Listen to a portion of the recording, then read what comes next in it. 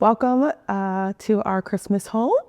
As you see, we are getting all of our decorations ready, and I hope you guys are having a very special holiday. So I had a heart attack about a week ago, and I was trying to get back to my walking again, and on my walk, I noticed I can still feel this like tightness or pressure in my chest, and I could see that my jaw was turning a little bit. So I started to really reflect on, okay, what are the things that led up to this point? So at the beginning of this year, I told myself that it was going to be a year of rest. And I started my year off resting. But you know me, like I can't just sit and do nothing. So I was like, I got to do some work. I got to do something, you know. So I started taking these little projects on and doing things here and there, fine. About a month ago, I was just doing the regular things, being the best mom I could be, trying to be the best wife I could be, trying to be the best in my business. And every single thing just kept going wrong. Like no matter how well I tried to do these jobs that I was doing, these things just kept coming back at me left and right. So it's like, no matter how good I was trying to do my taxes, I was still getting rejected in certain areas and finding mistakes and you did this wrong. No matter how good I was as a mom, there was just things that were happening with my kids that were just bad news coming to me left and right. And no matter how hard I was trying as a wife, I just feel like me and my husband weren't connecting the best way that we could. And no matter how much effort I tried to put into my marriage, it just seemed like my husband was just overwhelmed with certain things and just things didn't feel cohesive and flowy. And I like my house to feel like chill, flowy, peaceful, relaxed, you know, and it just seemed chaotic, stressful, like, I don't know, everything just like coming down on me, something like that, if that makes sense. You know, I usually talk to my husband about everything, but a lot of things that I was dealing with, I didn't want to share with him because I felt like he had so much on his plate. And so I'm like, okay, well, I'm not about to come bring my problems to you. That's just going to overload you. So I'm like, I'm just going to keep all this to myself. And I normally don't do that. I normally just like, let me tell you this. And I find a little bit of comfort in that and knowing that my husband is there to be alongside with me as I like fight through these things. But I started to feel more and more frustrated because I really didn't have an outlet to let some of these things go. You know, usually I go on walks and I exercise, but there were just particular things that were just a little bit outside of my, I would say, what things that I could handle by myself with the usual coping mechanisms that I use, like my walks or working out. And one day I was like, okay, this is too much. So let me step back, let me take a break.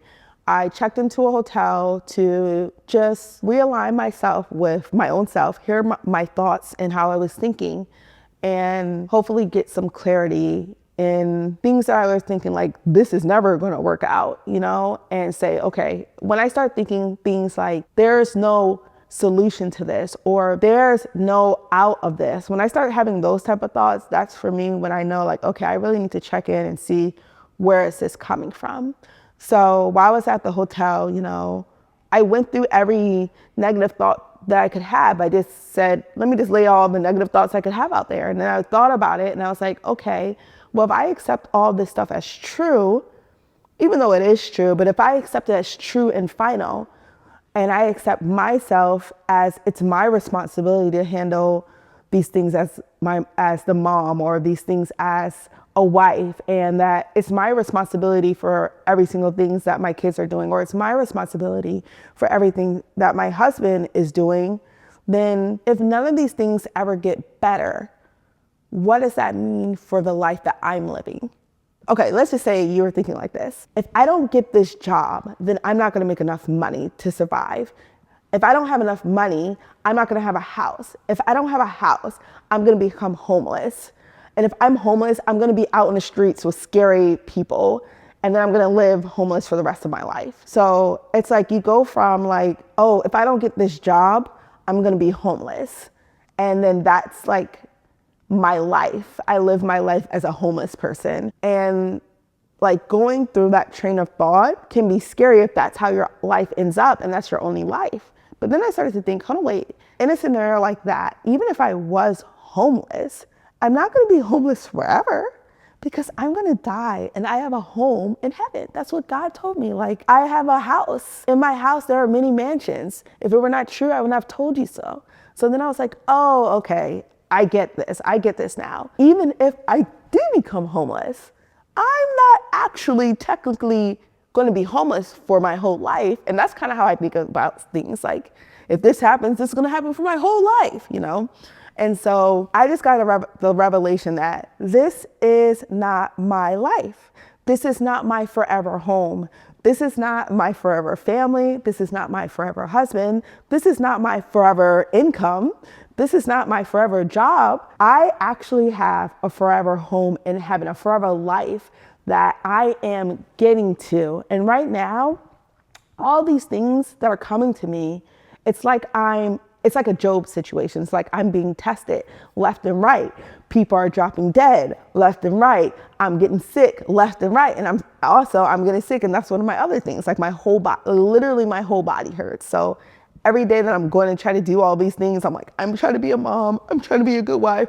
And my whole body hurts, you know? And so it's like, okay, but I get a new body. I get a new home. I'm going to get a dad that I'm going to finally get to see. And all of these people in my life, the point is to bring them all for me to God, point them to God. They're going to be there in heaven with me, perfected in Christ Jesus. That is what I should be looking past the homeless. Oh, and then I'm going to be homeless. I should be like, and then I'm going to be homeless. And then eventually I will die and get a new home. So it's like, even if I never get this job, even if I never get married, even if I never have a child, even if I never get this house, I never get this car, I never get the opportunity to be what it is that I feel like I was passionate about, as long as I serve in the places that I'm supposed to serve, my reward lies in heaven. And I tell my kids this all the time. Y'all, I'm telling you, some of my kids reflect the problems I have on my own. One of my number one problems, I feel like, is like, I have a mindset, I'm feeling like I'm doing everything by myself. Nobody's trying to help me. You know, that's like mom. It's like, you got to do everything by yourself. I'm not getting any help. Y'all kids ain't helping me. Daddy ain't helping me. You know, baby daddy ain't helping me like that. My own husband, you know, they don't even be helping like that, you know? And so it's like, one of my daughter cried about this the other day, and I went to her and I was like, girl, even if nobody ever helps you, that is not why you're doing this job. I asked you to clean your room that you share with your sister, and you should do that because I am your mother and I told you so. So you should be doing it out of obedience to me and out of love for what I asked you to do. And the way that you get motivated to do these things, even when other people around you aren't doing it, you use like, okay, I'm going to clean up my room to make it look pretty and nice for me. Not necessarily only because you told me, but because now I can look and say, wow, I did a good job. I did what you said and it turned out good. So that was a word to me. Like, I'm not the type of person I just look around me like right here, like, oh, my kids, I'm doing this stuff for my kids and I don't see a reward, or I'm doing these things as a wife and I don't see a reward. I also look outwardly and I'm like, man, I don't really think there's a lot of people out there with 8 kids, got 3 degrees in math, like running 3 or 4 businesses and doing all this stuff. How come I'm not seeing the reward? How come I'm not seeing the rewards I want? Let me just say it like that. It's not that I'm not seeing a reward, but, and also it's like, and why am I doing all this? Is tiring. It's not that many people doing all of this. And my whole body hurts, God, and it won't stop hurting. Why? You know? So it's kind of like that. It's like, I'm doing all that and then I'm getting all this pain that won't go away in my body. Why? It doesn't make any sense. But I have to remember, that's the whole thing. Like, I'm not doing what everyone else is doing. I'm doing what God told me to do. He told me that I should obey my parents. He put a lot of these things in my heart, and that's why I'm doing it. And I'll add this little part in. When I was at the hotel, I had this dream, and the last night I was there, and I saw my husband, and he was older. He was looking fine, y'all. It was this finer, older version of him, and that just represented to me this future version of ourselves, our lives, our marriage, and that it worked out good, you know? And he looked good. He was looking good. I was like, you look good, Joe, you look good. And so I came back home with that revelation, packed up, I was good to go. Came back home, walk through the door. I can't remember what happened, but it's like, and then, the same things are just all in front of my face again. And it's almost like, how sometimes those people who die and they go to heaven and it's like, oh, great. Wow, I have these revelations. And then they come back into their body and realize, oh, they just got shot up 3 times in the chest. Their whole body is hurt. They remember that their mama abandoned them when they was 3 years old, and all of that hurt and pain from the earthly realm, you're still surrounded by it, even though there's a better place for you at the end. And so being able to be in that space where there is that hurt, there is that pain, and look onwards to kind of fight this good fight through this life, it's a really, really hard thing to do. And I still believed that God was in control, but it was just hard to see it, all these struggles back in my face again. And so this takes me back to how this heart attack happened. So I got in my car to go on a drive. I was like, okay, this is getting on my nerves. And I was talking to my sister and just telling her about some of the frustrations I was having as a mom, as just a person, as a wife. And we were kind of laughing about this because in general, I'm like a silly person. So even the things that get on my nerves, I think they're funny. So I was even laughing about this with my sister, and I was about to say something that was really getting on my nerves. I was smiling, about to say something. Then all of a sudden I felt this tightness in my chest. I was like, whoa, what was that? I was driving. I was like, nah, I'm good. So I just kept on driving. I was literally about to say it again, and then it intensified. It was like, ugh. And I was like, oh my gosh. And then I was like, my sister, I was like, oh my gosh, what's happening? And then I started to get dizzy, and I was like, oh my gosh, what's happening? Then I started to get nauseous, and I was like, what's happening? And so I was still driving all this time, and then my Apple Watch alarm went off. And then I was like, something's happening. So I pulled right over, and I was like, I felt like super uneasy. I don't know how to explain it. I was breathing normally, but I had this uneasiness, dizziness, almost like you're about to faint a little bit, but more uneasy, I don't know how to explain it. More of this really, really bad uneasiness, and my chest was hurting. So my sister called 911, and she lives in Maryland, and so she could not get to the 911 here. They were rerouting her in different ways, and so I think she ended up calling Joe. And I had to actually end up calling 911 after her to get them to hurry up to get there. By the time they got there, it had been 25 minutes. And I just got out of my car. I could walk over to the ambulance, and they did an EGG on me and just monitored everything. But I was already monitoring myself with my Apple Watch. I was breathing fine. My heart rate, I was just breathing slow. So I was trying to bring my heart rate down to normal. And so I got on there, they did the signs. They were like, okay, everything looks normal, but based on what you're telling us, you really should go to the ER. I felt fine. I felt my chest was tight.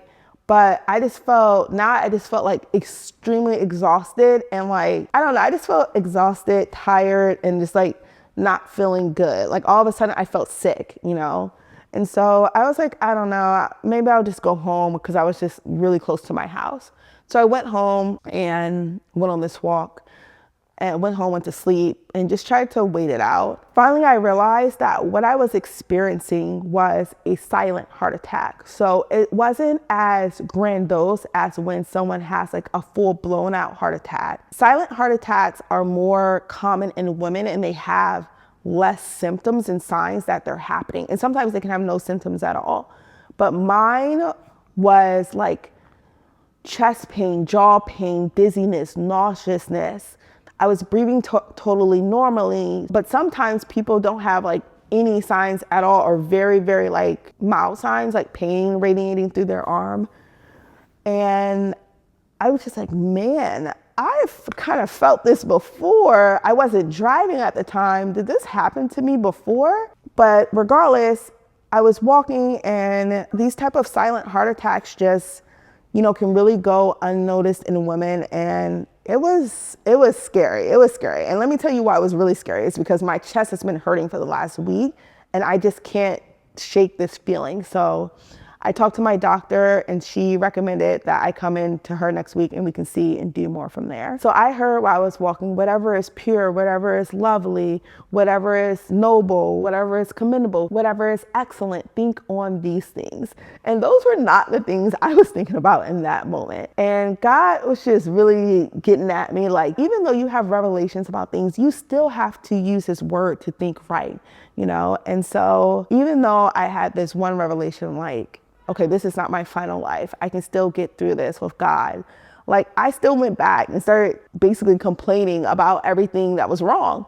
And I can't do that. I have to meditate on the good things. So I wanted to read you guys this Bible verse. And it's from Philippians 4. I got Joe's Bible here. Let's start. Philippians 4:4. Rejoice in the Lord always. And again, I say rejoice. Let your reasonableness be known to everyone. The Lord is at hand. Do not be anxious about anything, but in everything by prayer and supplication with thanksgiving, let your requests be known to God. And the peace of God, which surpasses all understanding, will guard your hearts and your minds in Christ Jesus. Finally, brothers, whatever is true, whatever is honorable, whatever is just, whatever is pure, whatever is lovely, whatever is commendable, if there is any excellence, if there is anything worthy of praise, think about these things.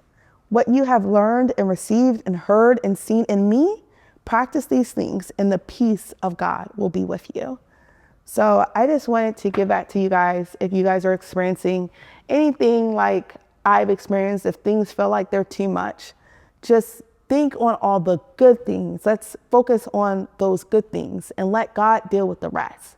And how I like to think about it is I take an envelope of all of my complaints and put it into them. And my friend taught me this. I take that envelope, seal it up with all of my worries, all of my anxieties, all of my trust issues, whatever. And I just hand that over to our Heavenly Father. And I say, here, you take this because I do not have the strength to deal with it. And then I just trust that he will do exactly the best and perfect right thing with it. And that is what brings the peace to my heart and my mind. I wanted to share this because I hope it brings someone some help today with something that you're dealing with. And there's one more thing that I had a reminder from this morning. This morning when I woke up, God said, I can do all things through Christ who strengthens me. And I feel like that's something we learn when we're really young, but it's not always applied. It's such a simple thing. And if we can just apply that to every situation, how crazy will it be? Like, I can do all things, every single thing, just put in place of all things what you can do. Yeah. So if I could leave you guys with anything today, it's just meditate on the goodness of God. So stay healthy and stay happy. We're about to have a really fun Christmas video coming up. Bye.